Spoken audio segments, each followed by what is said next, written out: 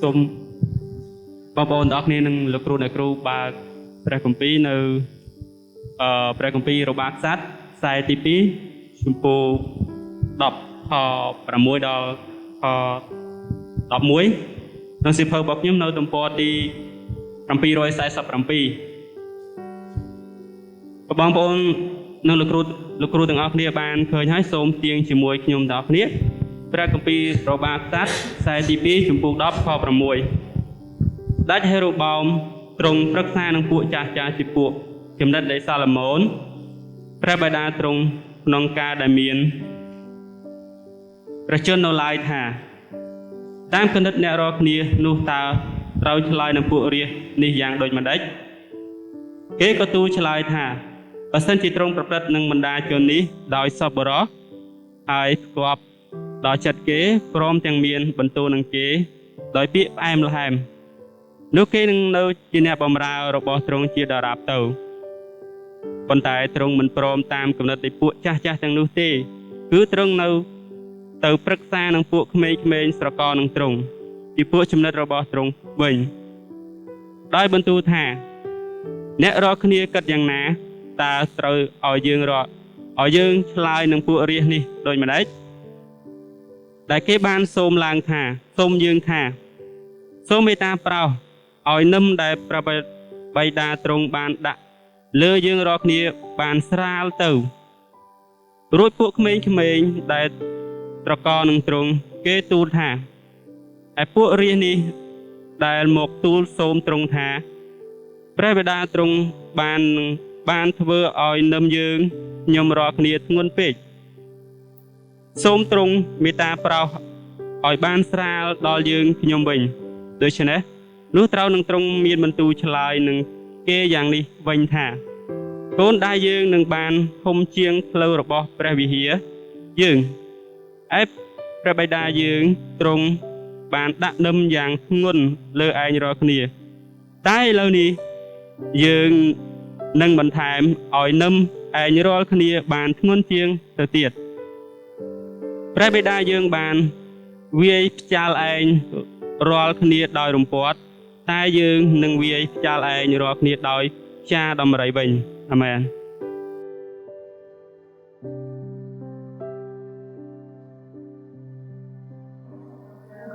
Good morning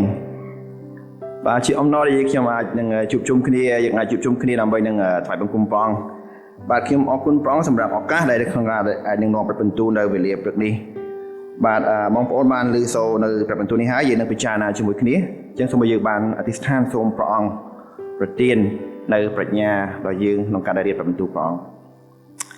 ព្រះយេស៊ូវហើយខ្ញុំសូមអរគុណព្រះអង្គដែលខ្ញុំមានឱកាសជួបជុំគ្នានៅពេលនេះសូមព្រះអង្គដ៏ជាព្រះបានឲ្យខ្ញុំបានពិសោធន៍នឹងការពេញដោយព្រះវិញ្ញាណបរិសុទ្ធដោយជំនឿដើម្បីនឹងបាទប្រកបសាសនាជាមួយព្រះអង្គហើយរៀនបាននៅអ្វីដែលទ្រង់សពតិបង្រៀនមកយើងខ្ញុំផងដែរសូមនាំយើងខ្ញុំសូមក្នុងព្រះនាមព្រះម្ចាស់ព្រះយេស៊ូវគ្រីស្ទអាមែនអាមែនខ្ញុំដូចជាមាន PowerPoint ដែរមែនទេបាទហើយនេះមានចំណងជើងថាមេរៀននៃការប្រឹក្សាយោបល់ពីស្ដេចរេហូបោមបាទជាការពិតនៅក្នុងជីវិតយើងជាប្រចាំថ្ងៃយើងតែងតែមានបាទការប្រឹក្សាសុំយោបល់បាទចង់បានដំបូន្មានពីអ្នកណាដែលយើងត្រូវការផ្សេងៗរាល់ថ្ងៃមកហើយជាអត់ដែរទេ PowerPoint អូខេដែរបាទអរគុណបាទអញ្ចឹងបាទយើងត្រូវការហើយក៏ពេលខ្លះយើងអត់ចាប់អារម្មណ៍ហើយយើងត្រូវការគ្រប់ពេលវេលាត្រូវការយោបល់ប្រឹក្សាដំបូន្មានពីអ្នកផ្សេងក្នុងការយើងធ្វើការណាមួយសម្រាប់ការណាមួយវាចេញតាំងពីតូចរហូតដល់យើងសួរថាហាងហ្នឹងម្ហូបអីឆ្ងាញ់ហ៎ហាងហ្នឹងកាទៀវសាច់អីឆ្ងាញ់ហ៎រហូតដល់យើងសុំយោបល់គេអំពីការដែលយើងទិញបាទចង់ទិញproperty ចង់ទិញអចលនទ្រព្យឬក៏យើងសុំយោបល់សុំប្រឹក្សាយោបល់ប្រាជ្ញាពីការដែលយើងចង់មាននៅទំនាក់ទំនងណាមួយឬក៏អីចឹងឯងអញ្ចឹងយើងតែងតែជាប្រចាំថ្ងៃយើងធ្វើការហ្នឹងឯងមែនទេយើងធ្វើការហ្នឹងទោះបីយើងចាប់អារម្មណ៍មិនចាប់អារម្មណ៍យើងបាននៅកំពុងតែប្រឹក្សាយោបល់សុំយោបល់ពីអ្នកផ្សេងទៀត បាទតាំងពីតូចដល់ធំប៉ុន្តែគាត់នៅពេលខ្លះយើងពិសោធន៍នៅអំណរព្រោះដល់ពេលយើងសុំយោបល់គេហើយយើងធ្វើតាមយោបល់គេនឹងឯងយើងឃើញបានជោគជ័យយើងមានអំណរប៉ុន្តែពេលខ្លះយើងអត់បានពិសោធន៍នៅអំណរយើងពិសោធន៍នៅការដែលខកចិត្តឬក៏លទ្ធផលមិនសូវល្អយើងដូចជាមិនសប្បាយចិត្តជាការពិតនៅពេលយើងត្រូវការសម្រេចចិត្តយើងសុំយោបល់ហើយការសម្រេចចិត្តហ្នឹងសម្រាប់រឿងណាមួយនោះបើសិនជារឿងតូចផ្ដល់ផលប៉ះពាល់តូចមិនអីហ្មងទេហើយរឿងខ្លះយើងបានយោបល់មកហើយយើងបានចំណិតហ្នឹងដើម្បីធ្វើហើយដល់ពេលយើងធ្វើទៅហើយមានផលប៉ះពាល់ធំយើងពិបាកខ្លាំងមែនទែនអូខេអញ្ចឹងយើងនឹងពិចារណាជាមួយគ្នានៅក្នុងការដែលសិក្សានៅក្នុងប្រធានបទនេះឯងប៉ុន្តែមុនដល់ការហ្នឹងខ្ញុំនឹងចែកជូននៅរឿងខ្លីមួយបាទបងប្អូនប្រហែលធ្លាប់មើលរឿងវីដេអូខ្លីនេះបាទចេញមកឡើយបាទ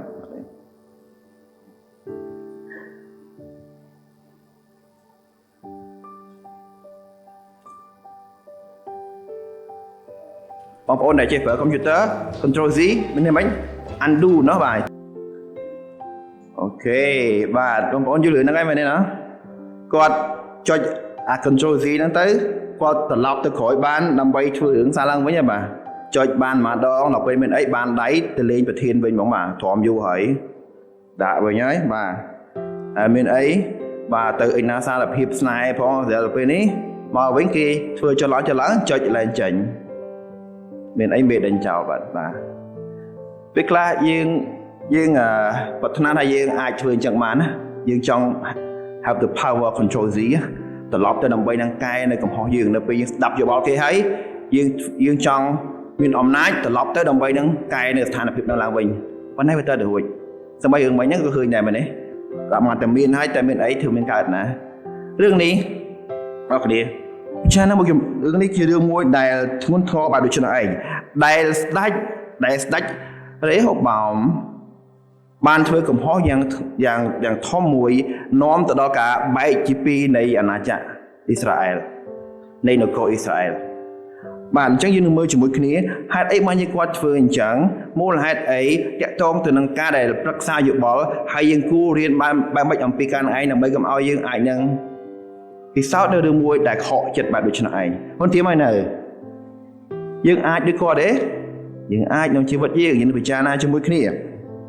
បាទអញ្ចឹងរឿងនេះចាប់ផ្ដើមនៅក្នុងបាទខ្ញុំយកមកអំពីបាទជំពូក9ខ30និងខ31ឲ្យដឹងថារឿងហ្នឹងចាប់ផ្ដើមពីណាមកបាទនៅក្នុងរបារក្សត្រខ្សែទី2ជំពូក9នៅក្នុងខ30ខ31ខ្ញុំអានជូនបាទសាឡូមោនទ្រង់សោយរាជ្យលើពួកអ៊ីស្រាអែលទាំងអស់នៅក្រុងយេរូសាឡិមបាន40ឆ្នាំរួចសាឡូមោនទ្រង់ទម្លក់ទៅជាមួយនឹងពួកអាយកោទ្រង់ទៅហើយគេបញ្ចុះសពទ្រង់នៅក្នុងក្រុងដាវីតជាព្រះបិតាទ្រង់រួចរេហូបោមជាបុត្រាជាព្រះរាជបុត្រាក៏ឡើងសោយរាជ្យជំនួសព្រះបិតាអញ្ចឹងបាទរេហូបោមកន្លែងនេះលោកគឺជាបុត្រានៃស្ដេចសាឡូមោនដែលលោកសោយរាជ្យបន្តពីឪពុក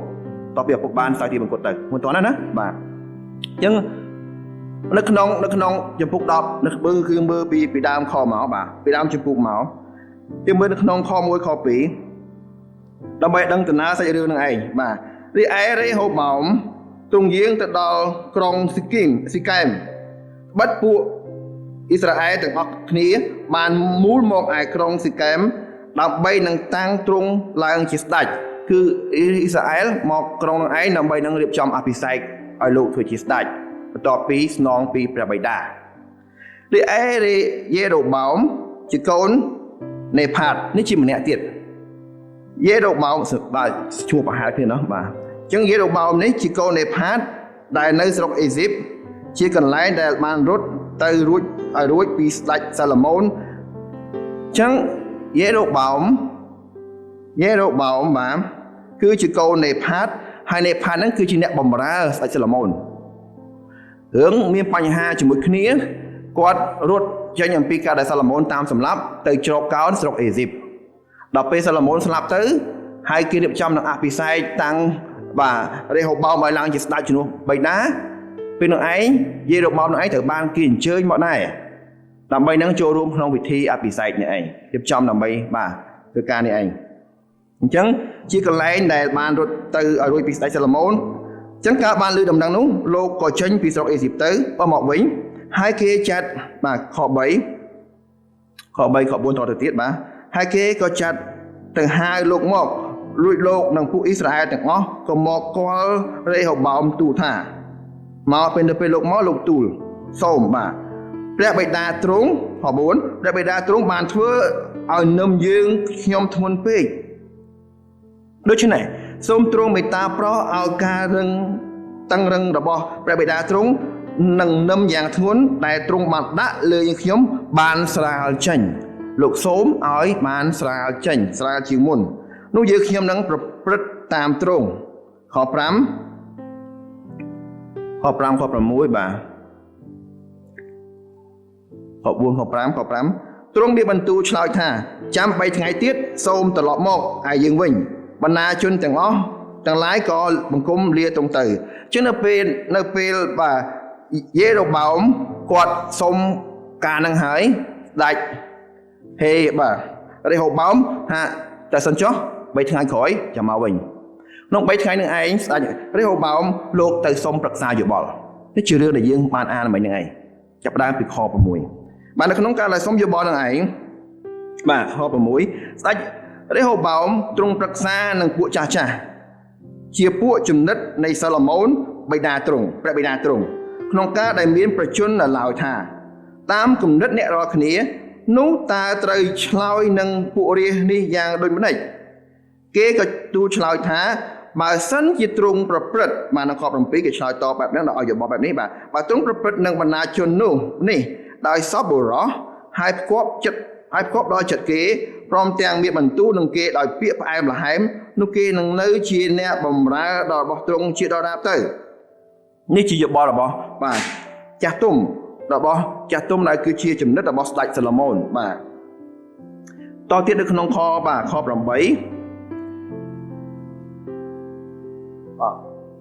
ក៏ចូលខ10តែម្ដងបាទអញ្ចឹងនេះជាស្អីដែលលោកដែលស្ដេចបាទស្ដេចហេរ៉ូបោមលោកបានសុំយោបល់ឲ្យបានយោបល់ដូចនេះឯងប៉ុន្តែយើងមើលឃើញថាតើស្ដេចនឹងបែបម៉េចនៅពេលឮសូរយោបល់ហ្នឹងហើយបើយើងមើលមកដល់ខ10នៅខាងក្រោមតទៅទៀតបាទខ10ចឹងហ្នឹងបាទយើងមើលខ10នេះវិញនៅពេលដែលពួកក្មេងៗឲ្យយោបល់ទៅលោកវិញអញ្ចឹងនៅពេលលោកស្ដាប់ហើយលោកអត់ស្កប់ចិត្តទេលោកមកសុំយោបល់ពួកក្មេងៗនៅក្នុងខ10រួចពួកក្មេងៗដែលស្រកនឹងទ្រង់អ្នកអាយុស្មើគ្នាបាទទូថាឯពួករាជនេះដែលមកសូមទ្រង់ថាអោបព្រះបិតាទ្រង់បានធ្វើឲ្យនឹមយើងខ្ញុំរាល់គ្នាធ្ងន់ពេកសូមទ្រង់មេត្តាប្រោសឲ្យបានស្រាលដល់យើងខ្ញុំវិញដូច្នេះនោះត្រូវឲ្យទ្រង់មានបន្ទូលនឹងឆ្លើយនឹងគេវិញថាតាមម៉េចកូនដៃយើងបាទកូនដៃយើងនេះនឹងបានធំជាងផ្លូវរបស់ព្រះបិតាយើងមួយកាចហ្នឹងបាទខ11លទ្ធផលបាទឯបិតាយើងទ្រង់បានដាក់នឹមយ៉ាងធ្ងន់លើឯរាល់គ្នាតែឥឡូវនេះយើងនឹងបន្ថែមឲ្យនឹមរាល់គ្នាបានធ្ងន់ជាងទៅទៀតព្រះបិតាយើងបានវាយផ្ចាល់ឯរាល់គ្នាដោយរំពាត់តែយើងនឹងវាយឯរាល់គ្នាដោយផ្ចាល់ដំរីវិញវ៉ាវលទ្ធផលបងប្អូនយើងមើលលទ្ធផលនៅក្នុងខ10នៅក្នុងខ18ក៏19បាទបងប្អូនមើលឃើញស្រីនដល់គ្នាបាទវារៀងទូចតិចណា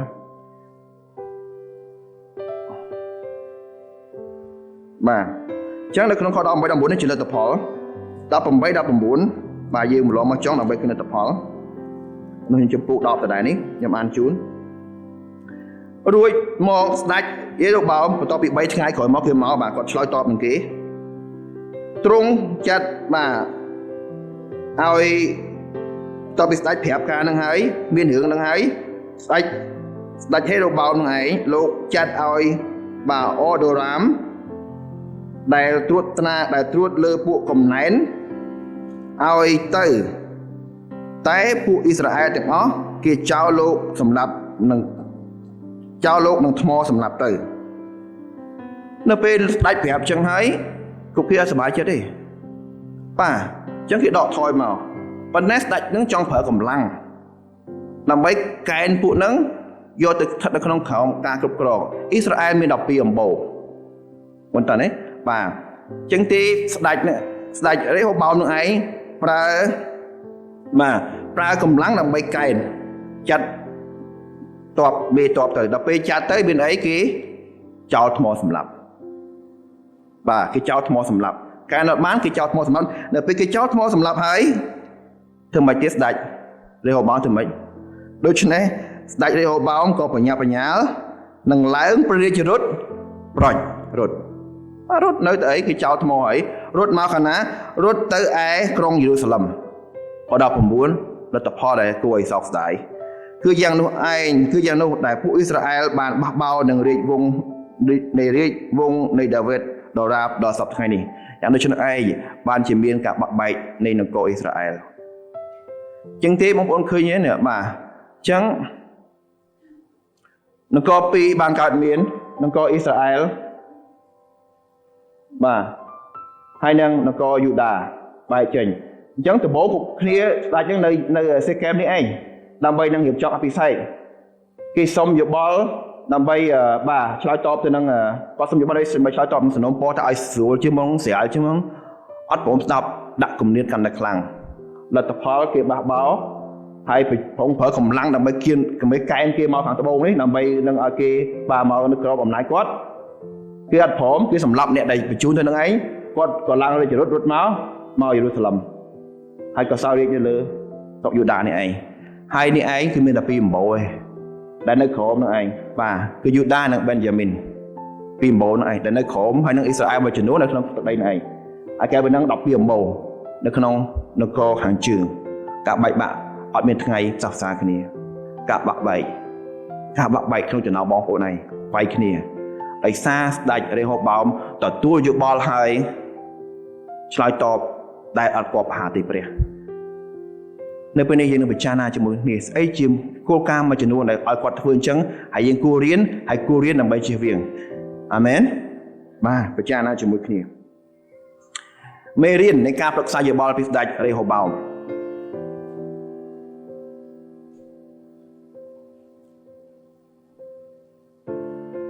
ដើម្បីយើងគេចផុតអំពីការដែលយើងធ្វើកំហុសដោយគាត់បាទឬក៏ប្រហែលគាត់ឬក៏មិនដែលយើងធ្វើយើងស្ដាយក្រោយព្រោះអីយើងអត់មាន control Z ទេបើយើងមាន control Z control Z យើងអាចត្រឡប់ក្រោយបានប៉ុន្តែយើងអត់មានទេកាលណាខុសគឺទៅមុខហើយបាទអញ្ចឹងទេយើងនឹងរៀនជាមួយគ្នាគឺខ្ញុំដាក់នៅក្នុងกระดาษមេរៀនបងប្អូនបើសិនជាមានគឺមាន2ចំណុចទី1គឺតាក់ទងទៅនឹងបាទទី1គឺសមត្ថភាពនិងភាពងាយស្រួលបាទ competency ហើយនិង convenienceកន្លែងនេះគឺខ្ញុំចង់សម្ដៅបាទទៅលើការដែលយើងស្វែងរកអ្នកប្រឹក្សាយោបល់កន្លែងនេះគឺយើងកាលណាយើងស្វែងរកគឺវាមាន2ចំណុចនៅក្នុងបាទការផ្ដោត2សំខាន់នៅក្នុងការដែលយើងស្វែងរកពីអ្នកដែលផ្ដល់នៅយោបល់ហ្នឹងឯងបាទហើយកន្លែងនេះយើងរៀនបាននៅក្នុងគោលការណ៍នេះគឺនៅក្នុងខ8ពិចារណាខ8ជាមួយគ្នានៅក្នុងចំពុក10ខ8នៃរបាក់ខ្សត្រខ្សែទី2នេះបាទនេះជាមេរៀនល្អមែនតើបាទល្អមែនតើអរគុណព្រះអង្គយើងពិចារណាជាមួយគ្នាប៉ុន្តែទ្រង់មិនព្រមតាមគំនិតនៃពួកចាស់ទាំងនោះទេបាទគឺ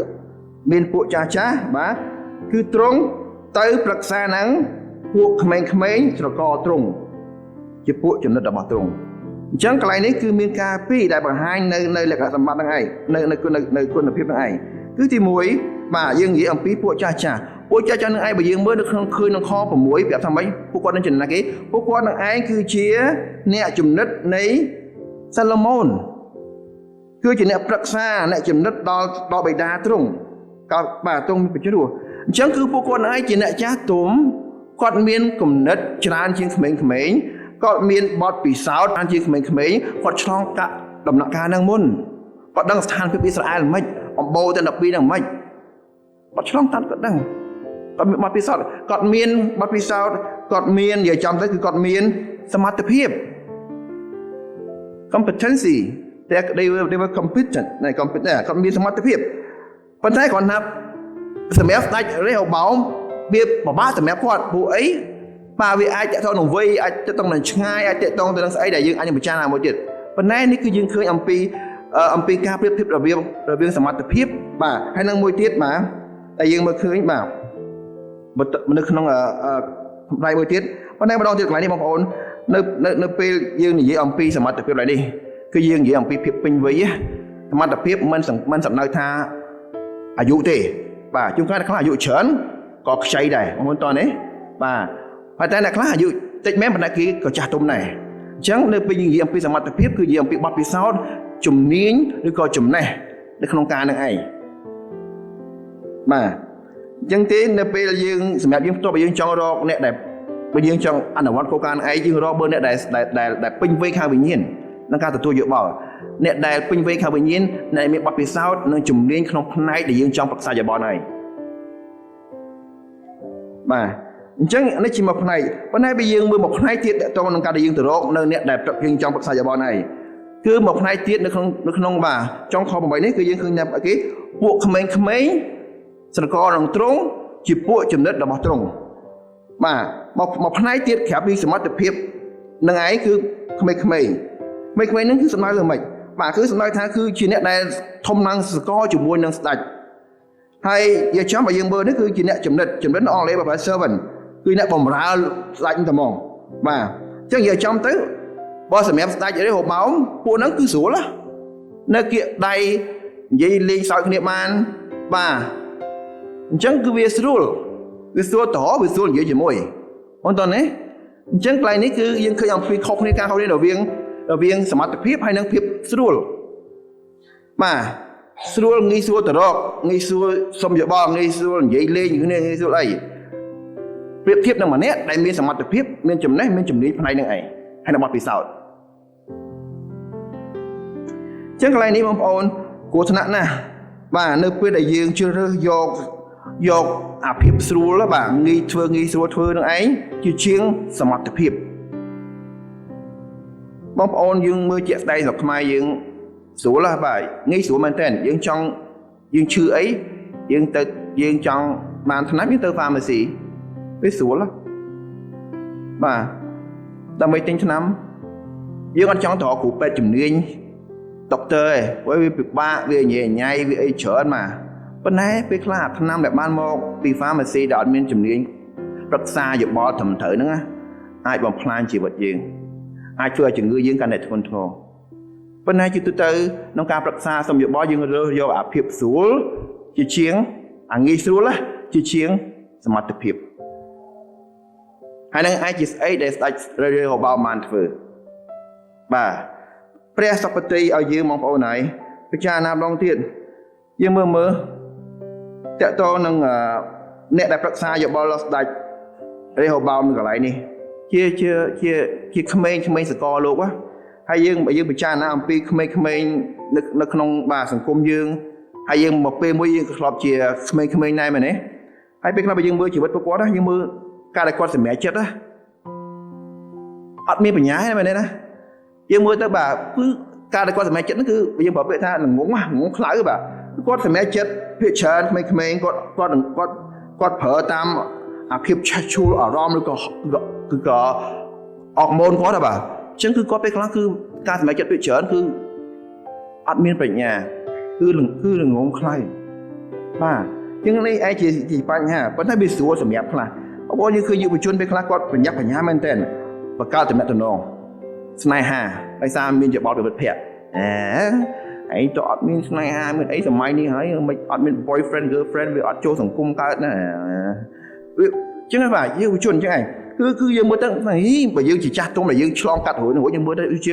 អត់សូវឆ្លាតហ្មងបាទគឺវាបាទហើយអ្នកខ្លះហ្នឹងតតែចេះផឹកចេះជក់បាន cool បានលយអត់ចេះផឹកចេះជក់មិនមែនជាប្រុសទេណាហើយញីហើយបើអត់ផឹកអត់ជក់នោះបើអត់មកនេះហើយអត់តមាន boyfriend គេហើយប្រហែលជាមានអីមិនស្រួលហើយទៅស្កែសម្ផស្សមើលបាទអញ្ចឹងជាដំបូងមានពីគ្នាឯងដែលយើងគាត់ស្រួលបានស្ដាប់បានប៉ុន្តែគឺយើងមើលទៅវា very ថតងងមែនតើបាទជារឿងមួយយើងអាចមើលហើយយើងមិនពេលខ្លះយើងមើលឃើញថាបើសិនជាអស់លោកហ្នឹងមកក្មេងៗហ្នឹងគាត់ព្រមយកដំបូងមានតែចាស់ទុំបន្តិចណាល្អណាស់ប៉ុន្តែពេលច្រើនអត់ទេបាទ តែអាភិបអកម៉ូនគាត់នឹងខ្លាំងគាត់បោះម៉ូតូគាត់អីណាគាត់ឲ្យបើយើងមកថាហើយវាស្រាវប៉ុន្តែសម្រាប់គាត់វិញគឺគាត់ដូចជាអត់ព្រមទទួលយកស្អីដែលអាចនឹងធ្វើឲ្យគាត់បាទមានបញ្ញាលេងហ្គេមលេងអីភ្លេចរៀនពិសោធន៍អីទៅតែជាស្អីដែលយើងអាចមើលឃើញនៅក្នុងយុវវ័យបាទជួនកាលយើងអាចបាទយើងមិនមែនយុវវ័យប៉ុន្តែយើងអាចជាយុវចាស់ក៏ដោយយើងអាចឆ្លុះបញ្ចាំងពេលមួយជីវិតយើងយុវវ័យដែរមែនទេអ្នកចាស់ដែលខ្ញុំមានគ្រួសារមានចាស់ហើយឡើយស្កើយ៉ាងណាយើងអាចពិចារណាមើលបាទពេលខ្លះមើលមកជីវិតយើងយើងពិចារណាពេលកន្លងមកហ្នឹងរឿងហ្នឹងបើខ្ញុំស្ដាប់ចាស់ទុំតិចទៅហើយជាអត់មាននឹងកើតឡើយឬក៏យើងគិតថាហើយតែពេលហ្នឹងខ្ញុំមើលមិនឃើញណាខ្ញុំគិតមិនដល់ណាហើយពេលនេះខ្ញុំងងមែនណាអញ្ចឹងបាទអាហ្នឹងជាស្អីដែលគេថាក្មេងសកលគឺស្មើក្មេងបាទក្មេងខ្ចីយុវវ័យដែលខ្វះលើការទាំងអស់នឹងឯងអត់បាទហើយកាលណាយកមកប្រឹក្សាយោបល់គ្រោះថ្នាក់ណាស់បាទយើងឃើញអញ្ចឹងឡើយនេះបងប្អូនអាហ្នឹងរឿងមួយទៀតតាក់ទងប្រឹក្សាយោបល់ពេលខ្លះយើងអនុញ្ញាតឲ្យសម័យនេះយកយោបល់មកអំពី social media បាទ YouTube យូអីបាទវាស្រួល access មែនតើបាទយើងទៅការយោបល់ទៅការកំណត់ពេលខ្លះយើងចុចទៅបាទ how to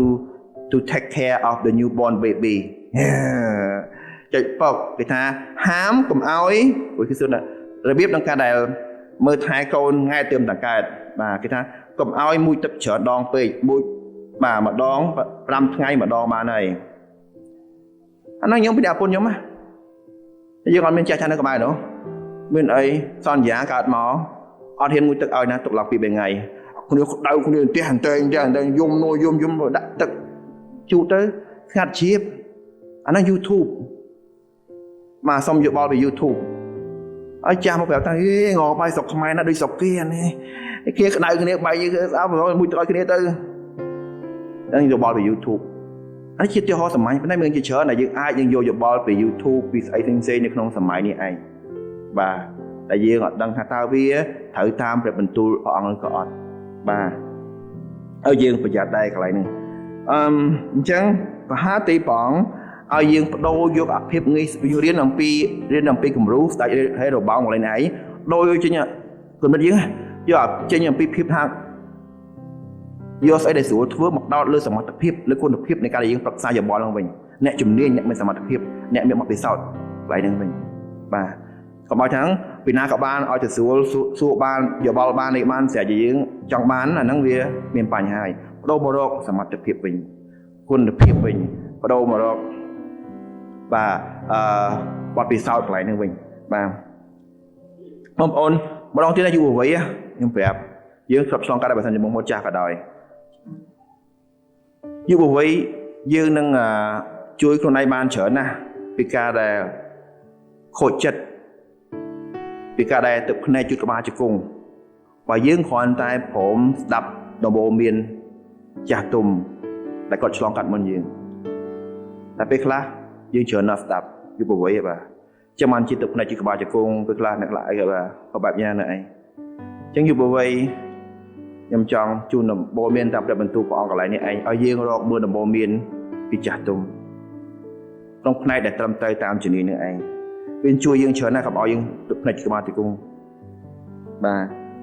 ខ្ញុំបាទមានបទពិសោធន៍សាមញ្ញមួយជាឧទាហរណ៍ដែរពេលខ្ញុំទិញម៉ូតូអា PSX ខ្ញុំហ្នឹងបាទម៉ូតូ PSX ព្រោះខ្ញុំទិញទៅជុះបាទព្រេងថ្មីអីមកទិញទៅជុះរបស់ជប៉ុនណាចឹងហ្មងទិញហ្នឹងដើរសួរគេនេះសួរគេនោះអ្នកដែលប្រើមុននឹងបែបម៉េចតម្លៃបែបម៉េចទិញនៅណាអីព្រោះយើងទៅកាន់អ្នកជំនាញអ្នកមានបទពិសោធន៍អ្នកដែលពេញវ័យខាងកន្លែងហ្នឹងឯងបាទហើយអរគុណព្រះអង្គដែលបានគ្រូសុខាបាទឲ្យយោបល់ច្រើនគាត់ប្រើ PSX ដែរនោះដំបូងបាទគាត់ឲ្យយោបល់អីគាត់យើងប្រើយោបល់បញ្ញាគាត់នឹងឯងហើយគាត់ដល់ទៅទិញទៀតបាទកន្លែងដែលល្អអញ្ចឹងទៅចឹងជាឧទាហរណ៍មួយយើងគណៈយើងប្រឹក្សាយោបល់អ្នកផ្ដល់យោបល់អ្នកដែលមានជំនាញអ្នកដែលមានចំណេះហើយអ្នកដែលមានភាពពេញវ័យអ្នកដែលមានបទពិសោធន៍កន្លែងនេះឯងកុំឲ្យតែសួរយកទៅបានតាមចិត្តយើងបាទអត់បានទេពួកអីពេលខ្លះមានរឿងជាច្រើនក្នុងជីវិតយើងវាធ្ងន់ធ្ងរលើសវាសំខាន់លើសជាងការគ្រាន់ទិញម៉ូតូទិញឡានណាដែលរឿងខ្លះក្នុងជីវិតយើងយកដំបូន្មានមកហើយយើងធ្វើមិនស្រួលទេដំបូន្មាននឹងមិនត្រឹមត្រូវទេយកពីមនុស្សខុសឆ្គងមកយើងមានបញ្ហាយ៉ាងខ្លាំងក្នុងជីវិតយើងកន្លែងនេះដំណងល្អគឺរបស់សត្វយើងមានអ្នកដែលផ្ដល់ប្រឹក្សាដែលបណ្ដាលធ្វើខុសឯនៅបណ្ណាគេ ព្រះវិញ្ញាណបរិសុទ្ធដែលទ្រង់នៅបញ្ចាំក្នុងចិត្តយើងទ្រង់គឺជាអ្នកប្រឹក្សាដ៏ឥតខ្ចោះដល់ជីវិតយើងបងប្អូនអ្នកដែលមានព្រះគម្ពីរអាចនឹងបើកផ្ទៀងជាមួយខ្ញុំតិចទៅនៅក្នុងបាទយូហានចំពោះ 14:26 បាទយូហានចំពោះ 14:26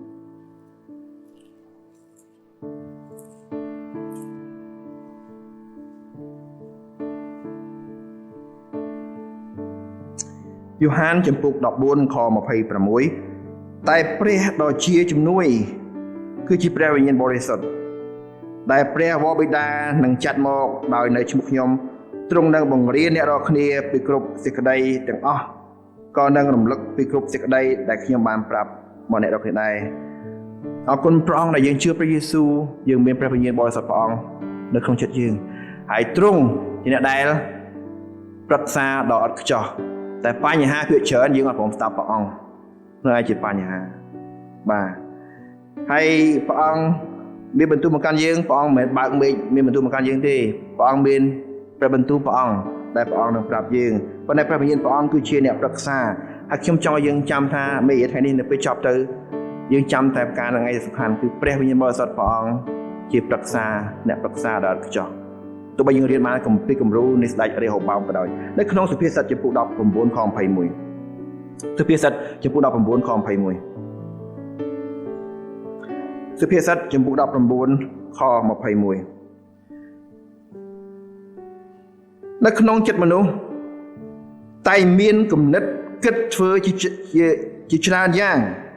តែដំបូន្មាននៃព្រះយេហូវ៉ាប៉ុណ្ណោះដែលនឹងស្ថិតស្ថេរនៅយើងអាចគិតច្រើនយើងអាចអីច្រើនមិនតែសូមឲ្យដឹងថាមានតែដំបូន្មានពីព្រះយេហូវ៉ាមានតែព្រះបន្ទូលព្រះទេដែលគឺជាដំបូន្មានដ៏ឥតខ្ចោះដល់ជីវិតយើងអាមែនអាមែនអូខេអរគុណព្រះអង្គអាមែនបាទព្រះបន្ទូលព្រះអង្គគឺជាប្រាជ្ញាដល់យើងទាំងអស់គ្នានៅក្នុងទំនុកដង្កើងដូចគ្នាដែរប្រាប់យើងកាលនេះឯងព្រះបន្ទូលព្រះអង្គជាស្ដីពិតហើយជាប្រភពនៃប្រាជ្ញានៅក្នុងដង្កើងចំពុក 119ក្នុងដង្កើងចំពុក 119 ខ 10 ខ 105នៅដង្កើងចំពុក 119 ខ 105ខ្ញុំអានជូន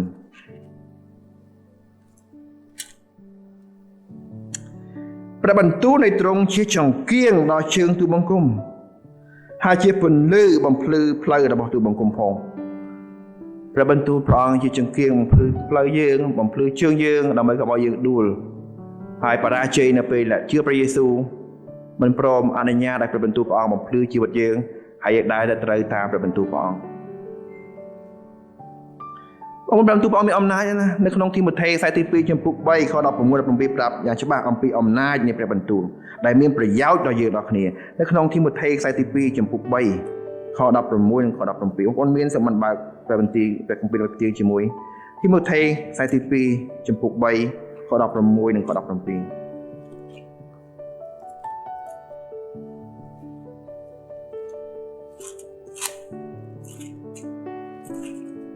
ទីម៉ូថេខ្សែទី2ចំពុក3 16 និង 17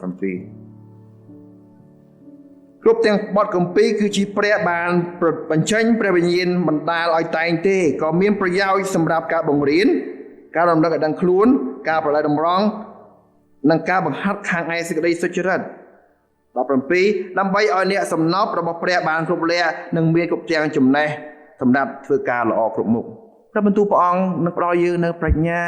នៅចំណេះនៅការកែតម្រូវនៅការតម្រង់ការបំភ្លឺផ្សេងៗជាជំនួយជាការប្រឹក្សាដែលឥតខ្ចោះដែលយើងមានពីព្រះជារឿងមួយដែលយើងមិនអាចធ្វើប្រហែសទទួលយកនៅតម្លៃនៅប្រយោជន៍ពីព្រះបន្ទូលព្រះអង្គនេះឯងដែលពេលខ្លះយើងមើលរំលងបងប្អូននៅទៀតអញ្ចឹងទេនៅពេលយើងចង់បានប្រឹក្សាយោបល់ពីអ្នកណាដេញតាមនៅចំណេះដេញតាមនៅជំនាញនិងដេញតាមនៅសមត្ថភាពនិងបទពិសោធន៍នៃបុគ្គលនោះនៅក្នុងកន្លែងនឹងឯង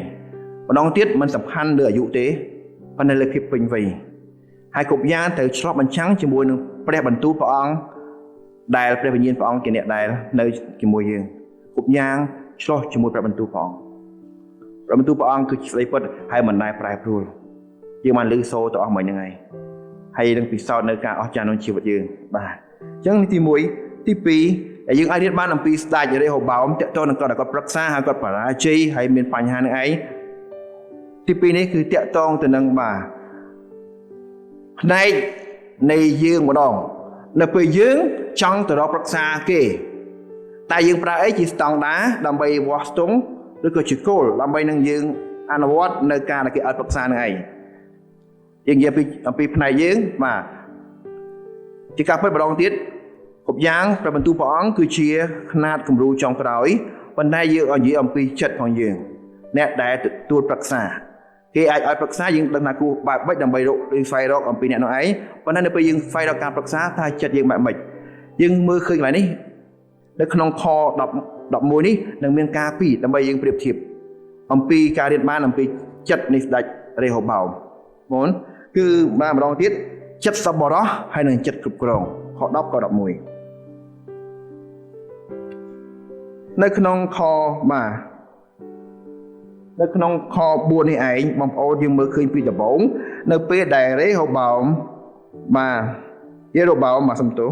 លោកមកដើម្បីនឹងជាមួយអ៊ីស្រាអែលមកធ្វើអីគេខ្ញុំអានជូនក្នុងខ4ព្រះបិតាទ្រង់បានធ្វើឲ្យនឹមយើងខ្ញុំធ្ងន់ពេកដូច្នេះសូមទ្រង់មេត្តាប្រោសឲ្យការតឹងរឹងរបស់ព្រះបិតាទ្រង់និងនឹមទ្រង់ដែលធ្ងន់ដែលទ្រង់បានដាក់យើងខ្ញុំលើយើងខ្ញុំបានស្រាលនោះយើងខ្ញុំនឹងប្រព្រឹត្តតាមនោះយើងខ្ញុំនឹងបម្រើទ្រង់នោះយើងខ្ញុំនឹងស្មោះនឹងទ្រង់គឺពួកគាត់នឹងតាំងចិត្តមកដើម្បីនឹងស្មោះត្រង់បម្រើមកដែលសុំអីសុំក្តីសប្បុរសបិតាទ្រង់ធ្វើឲ្យពួកខ្ញុំអញ្ចឹងហើយប៉ុន្តែឥឡូវខ្ញុំឥឡូវលោកឥឡូវទ្រង់ឡើងមកជំនាន់ថ្មីនេះឯងខ្ញុំសុំក្តីសប្បុរសចឹងយើងឃើញថានៅពេលដែលរាជអ៊ីស្រាអែលមកនោះឯងសុំក្តីសប្បុរសប៉ុន្តែតើស្ដេចបាទរេហូបោមឆ្លើយតបបែបម៉េចយើងមើលឃើញមកផ្នែកទៀតនៃចិត្តបាទដែលផ្ទុយពីការសប្បុរសនៅក្នុងខ10បាទនៅក្នុងខ10ខ10ខ11បាទបងប្អូនឃើញបាទខ្ញុំ highlight ជូនបាទកន្លែងនេះបាទទៅតាមម៉េចកូនដៃយើងកូនដៃយើងធំជាងផ្លូវបិតាយើងទៀតណោះវ៉ាវហើយមានន័យម៉េច No I am more powerful than my father ខ្ញុំមានអំណាចខ្លាំងជាងឪខ្ញុំទៅទៀតបាទមានន័យចឹងឯង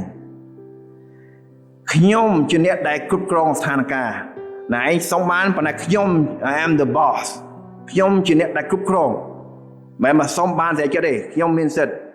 ក្នុងការដែលបង្ហាញនៅអំណាចខ្ញុំគ្រប់គ្រងខ្ញុំជាអ្នកគ្រប់គ្រងកូនដៃខ្ញុំធ្ងន់ជាងផ្លូវឪខ្ញុំទៀតខ្ញុំមានអំណាចខ្ញុំគ្រប់គ្រងវ៉ាវភាពសប្បុរសក្តីសប្បុរសចិត្តដែលសប្បុរសហើយនឹងចិត្តដែលគ្រប់គ្រងផ្ទុយនេះស្រឡះមកនេះជាស្អីដែលយើងអាចពិចារណាជាមួយគ្នាបងប្អូនហើយបើយើងមើលនៅខាងនៅក្នុងខ10ខ11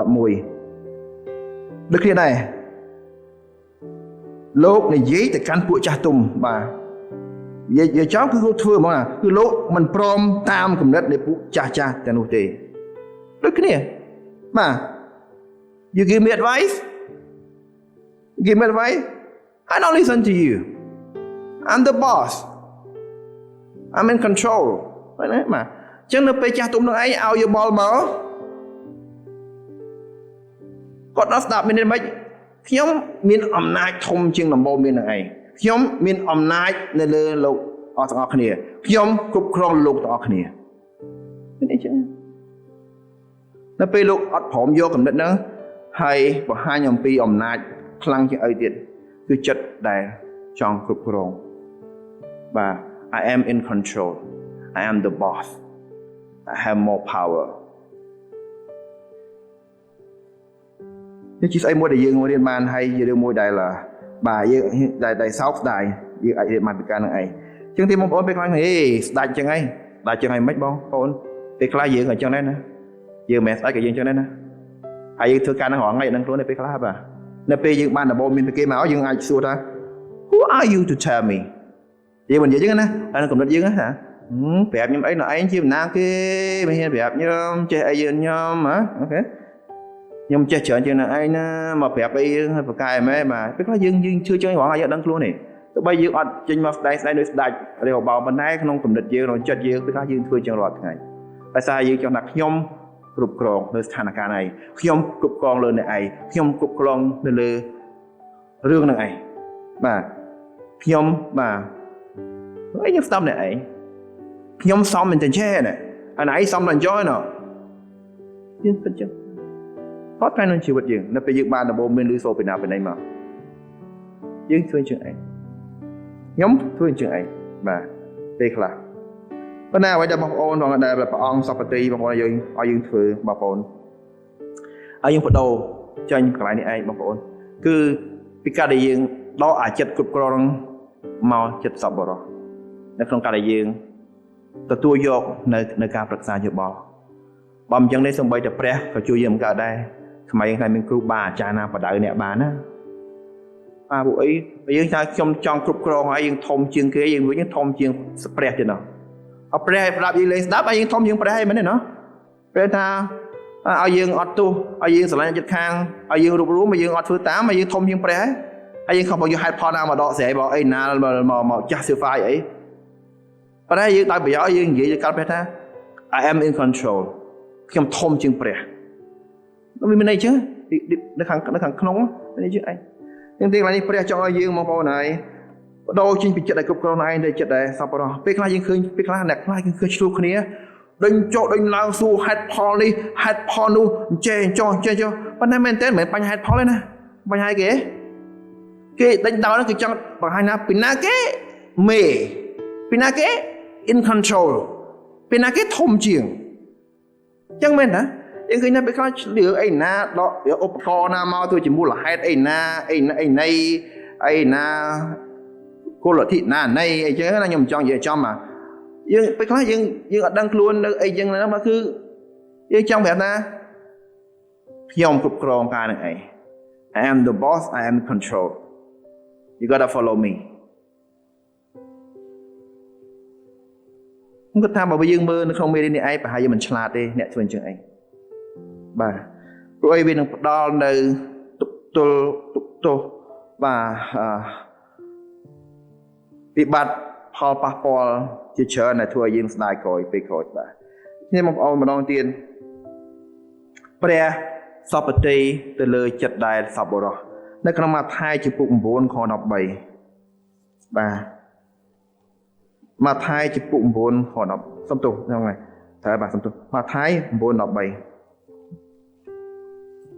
នបានឃើញហើយអាចនឹងផ្ទៀងតាមខ្ញុំអានជូន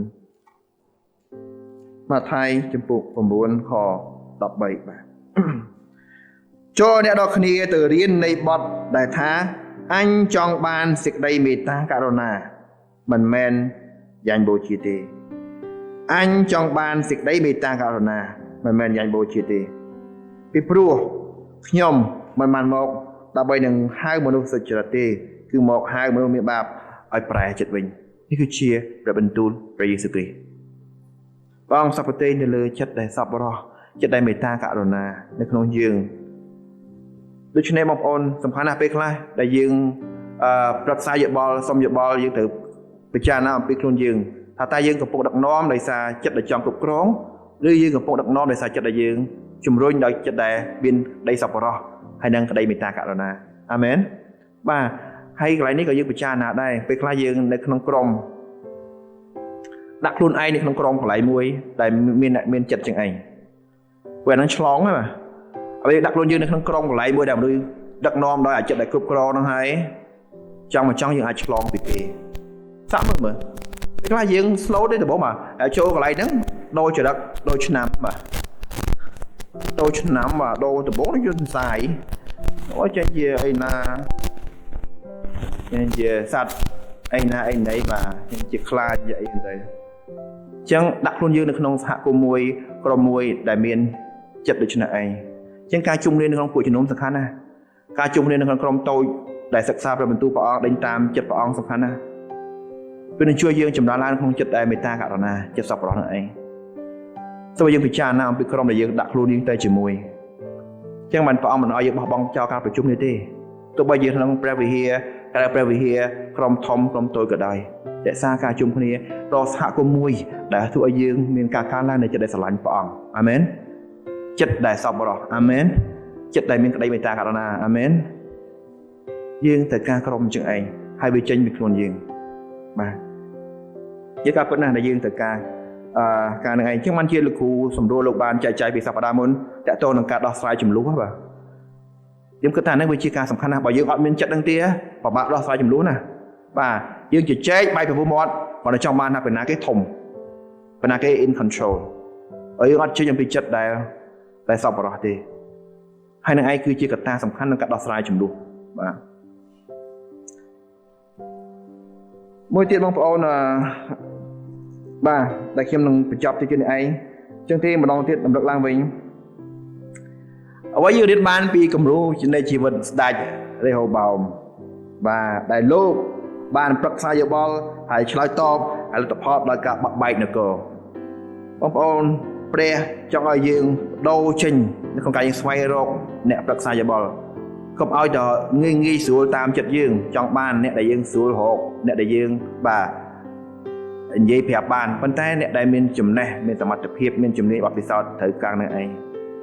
ឲ្យយើងបដូរចិត្តយើងអំពីការដែលយើងចង់គ្រប់គ្រងបាទពេលខ្លះយើងទទួលយោបល់យើងធ្វើតាមបើយោបល់ហ្នឹងវាត្រូវការដែលយើងចង់បានព្រោះយើងចង់គ្រប់គ្រងគេបើអញ្ចឹងទេវាអត់មានចម្លើយទេតែឲ្យចិត្តដែលយើងដេញតាមការដែលយើងបាទជាព្រះពរព្រះដល់គេផ្សេងទៀតជា blessing ដល់គេផ្សេងទៀតមេត្តាករុណានិងសេចក្តីសប្បុរសជាអ្វីដែលព្រះអង្គសប្បុរសទេអាមែនបាទអញ្ចឹងសូមបានចាំថាម្ដងទៀតអ្វីដែលខ្ញុំមកចង់បងប្អូនចាំបាទហើយនៅតែចាំគឺព្រះវិញ្ញាណបរិសុទ្ធជាអ្នកប្រឹក្សាដ៏ឥតខ្ចោះដែលព្រះអង្គនឹងបណ្ដាចិត្តយើងព្រះបន្ទូលព្រះគឺជាស្តង់ដារដ៏ចុងក្រោយបំផុតដែលយើងត្រូវវាស់ស្ទង់នៅយោបល់ហ្នឹងឯងបើពេលខ្លះអ្នកខ្លះឲ្យយោបល់យើងពេលខ្លះអាចអត់ត្រូវតាមព្រះគម្ពីរអត់ត្រូវតាមព្រះគម្ពីរយើងអត់យកទេព្រោះអីមិនជាផាទេព្រះអង្គទេ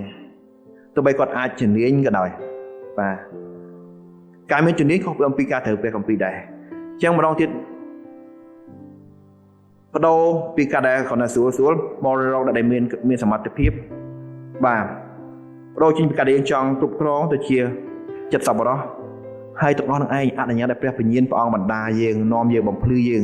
តាមរយៈព្រះបន្ទូលព្រះអង្គហើយយើងផ្ទៀងផ្ទាត់ជាមួយព្រះបន្ទូលព្រះអង្គអាមែន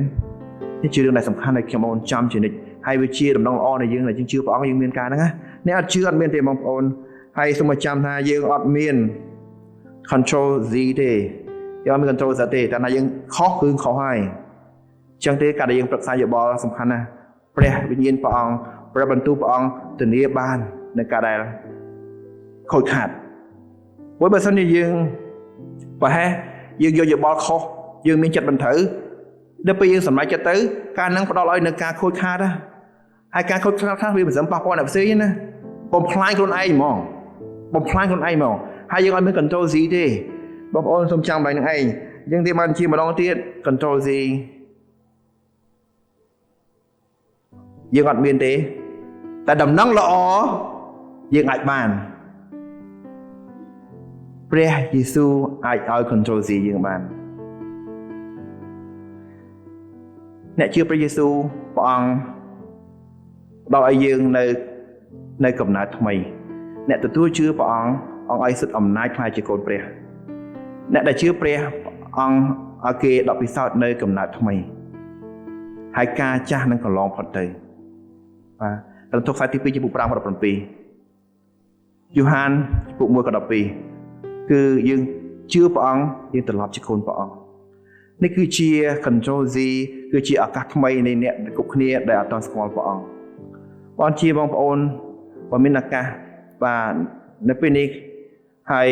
អត់ទាន់មានព្រះអង្គយើងអាចយើងព្រះអង្គមកគង់ក្នុងចិត្តយើងនៅក្នុងវិវរណៈចំពោះ3 ខ 20ថាបើយើងបើកទ្វារចិត្តវិញនោះព្រះអង្គនឹងយើងចូលក្នុងចិត្តយើងហើយបើកចិត្តដោយគ្រាន់និយាយថាព្រះយេស៊ូវអើយខ្ញុំត្រូវការព្រះអង្គនៅពេលនេះខ្ញុំសូមបើកទ្វារចិត្តខ្ញុំទទួលព្រះអង្គ ធ្វើជាព្រះអង្គម្ចាស់និងជាព្រះអង្គសង្គ្រោះរបស់ខ្ញុំអរគុណព្រះអង្គដែលបានស្លាប់លើឈើឆ្កាងជំនួសបាបខ្ញុំសូមទង់យាងមកស្អីលើបល្ល័ង្កចិត្តខ្ញុំហើយសូមកែច្នៃខ្ញុំឲ្យទៅជាមនុស្សថ្មីដែលព្រះអង្គសភាទេយើងថាបាននៅជំនឿលោកព្រះអង្គនឹងយើងចូលក្នុងចិត្តយើងហើយយើងនឹងពិសោធន៍នៅ second chance control C ដំណឹងល្អមួយទៀតមិនថាជឿព្រះយេស៊ូវហើយយើងជាមនុស្សយើងមិនដែលគំលាក់អីមែនទេយើងអាចជួយខុសបាទយើងអាចជួយខុសយើងមិនគំលាក់ទេប៉ុន្តែយើងដូចគ្នាជឿព្រះយេស៊ូវយើងបាន control C ពីព្រះអង្គដែរនៅក្នុងយូហានខ្សែទី1ចំពោះ1ខ9តែបើយើងលន់ទូបាបវិញនោះព្រះទ្រង់មានមហាទេស្មោះត្រង់ហើយសុចរិតប្រយោជន៍នឹងអត់ទូបាបឲ្យយើងហើយសម្អាតយើងគ្រប់ទាំងអំពើទុច្ចរិតទាំងអស់ផងបើយើងជឿថាយើងបានធ្វើខុសទោសនឹងព្រះដោយការសម្រេចចិត្តណាមួយហើយយើងកំពុងតែជួបប្រទះនៅវិបត្តិនៅវិបត្តិសារីនៅការខ្វល់ខ្វាយនៅការបារម្ភណាមួយក៏ដោយដែលកំពុងចងជីវិតយើងព្រះអាចអត់ទោសឲ្យយើងបើយើងលន់តួហើយយើងកែប្រែជីវិតការនឹងឯងហើយអនុញ្ញាតឲ្យព្រះវិញ្ញាណព្រះអង្គដឹកនាំជីវិតយើងអង្គថានឹងអត់ទោសបាបឲ្យយើងហើយសម្អាតយើងពីគ្រប់ទាំងអំពើទុច្ចរិតទាំងអស់យើងមាន control Z ពីព្រះអង្គ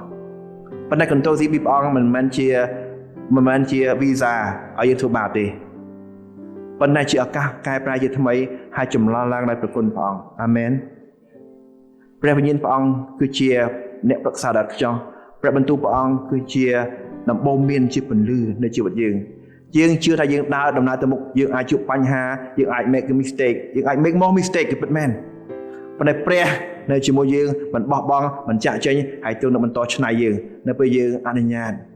ឲ្យព្រះដឹកនាំជីវិតយើងសូមទស្សនាជាមួយខ្ញុំព្រះបិតាយើងខ្ញុំសូមអរគុណព្រះអង្គដែលទ្រង់ស្រឡាញ់មនុស្សលោកដល់ម្លេះបានជាទ្រង់ប្រទានបុត្រាព្រះអង្គតែមួយគឺព្រះអង្គម្ចាស់ព្រះយេស៊ូវគ្រីស្ទឲ្យយើងមកដើម្បីសង្កត់លើឈើឆ្កាងជំនួសបាបពីខ្ញុំទាំងអស់គ្នាព្រះអង្គឲ្យសូមឲ្យខ្ញុំពិសោធន៍នៅជីវិតថ្មីក្នុងព្រះគុណព្រះអង្គតាមរយៈព្រះមានបរិសុទ្ធของព្រះអង្គសម្រាប់ដឹកនាំខ្ញុំបំពេញខ្ញុំបបភ្លឺខ្ញុំហើយដែលគឺសូមយល់ពីបងប្អូនដែលខ្ញុំសូមទៅដល់ដែលគាត់មានសមត្ថភាពមានប្រាជ្ញាយ៉ាងណាក៏ដោយខ្ញុំយកមកហើយឆ្លុះបញ្ចាំងនៅបន្ទូលព្រះអង្គហើយខ្ញុំនឹងជ្រើសរើសថាដែលខ្ញុំមានរកដំហើយចិត្តដែលសប្បុរសចិត្តដែលសុភាពដើម្បីសម្រេចចិត្តធ្វើការណាមួយក្នុងការជំនឿដើម្បីនឹងធ្វើការណាមួយបង្កើតឲ្យសម្រាប់បងប្អូនដល់រូបដែលរូបរបស់ខ្ញុំសម្រាប់បងប្អូនទូអង្គជិនពលរបស់របស់ទីក្នុងជំនឿរបស់ចាស់